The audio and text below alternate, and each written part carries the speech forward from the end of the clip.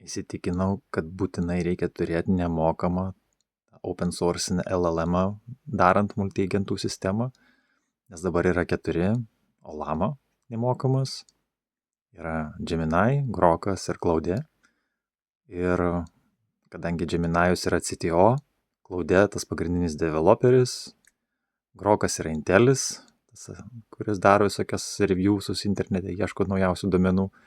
Ir aišku, Olama dar po truputį ruošiu operacijų, bet neįsivažiavo.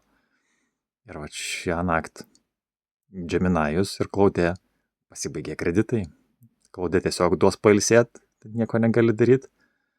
Ir nėra būtina. Gerai tas porą dienų bus atostogų nuo AI-jaus. Grokas yra apribotas teisėm ir lūžo pašto sistema. Ir kai lūžo pašto sistema, negaliu nieko padaryti. Tai dabar pagalvoju, okei, pats laikas bus sekančių darbų mokint Olamą, orkestruoti visus procesus.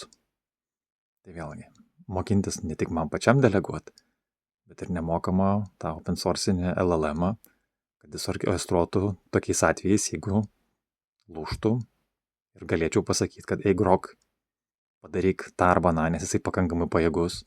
Bet jis sako, yra tokia taisyklė, negaliu, patvirtink sistemai. Tai pats užsidėjau saugiklius ir pamačiau, kokia priklausomybė nuo vieno agento yra žalinga.